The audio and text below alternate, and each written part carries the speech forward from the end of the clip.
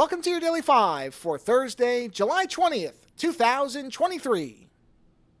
I realized something because today is Thursday. At least when I'm recording this, it's Thursday in the United States. And Thursdays are when the new episodes of Star Trek Strange New Worlds come out.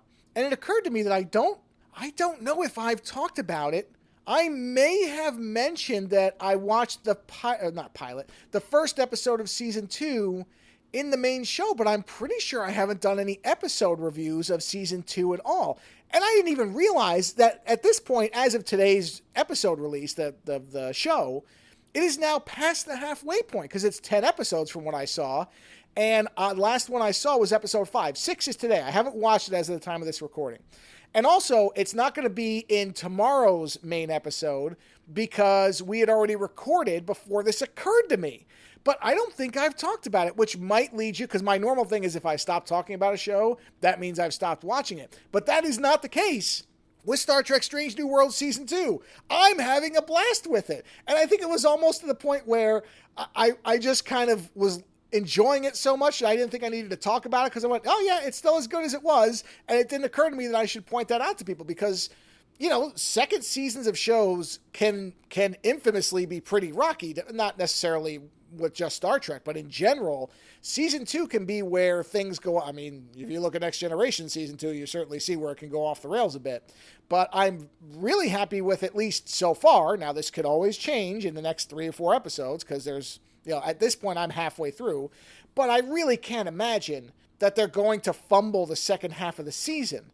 I mean, I'm not saying it's impossible, but I really would be surprised because I feel like everything that worked for me anyway, in Star Trek Strange New Worlds Season 1, is still working in Season 2. Now, I've seen some weird criticisms of this season.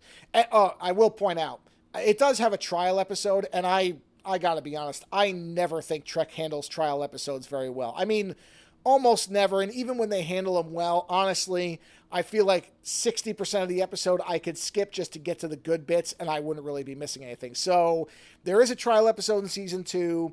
It does not break that formula, but since every trial episode and every Trek I've seen has this problem, I can't really unfairly judge Strange New Worlds for that. So I'm kind of just letting that one go.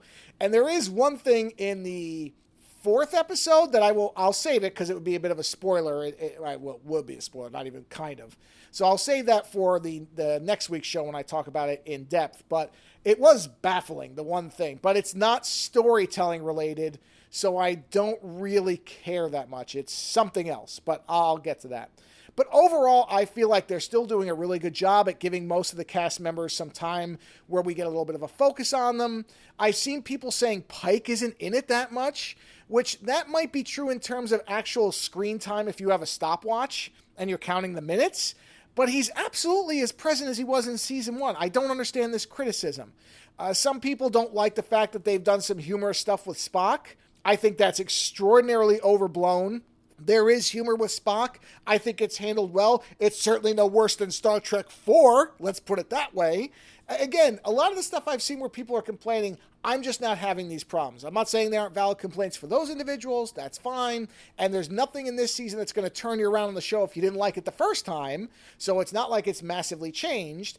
I think it's doing much of the same stuff that worked for me in Season 1, and they're continuing that in Season 2. I like Carol Kane, I believe is the actress's name, the Ghost of Christmas Present from Scrooged. They made her into the new engineer, which I think is a really smart move. They didn't try to replace the character that died in Season 1 with the same type. Instead, they went with somebody completely different, and I think she's delightful and weird, and I like those type of characters. So again, everything I want out of Star Trek right now, and what I haven't had in a long time up until Strange New Worlds and the early episodes of Discovery, is here. So I am not going to sweat little things. There's always going to be stuff you can nitpick. There's always going to be something. Every single season of every single Star Trek has things that you can go back. And even the classic series, Spock's Brain. Do we remember Spock's Brain? We want to talk about stupid stuff with Spock.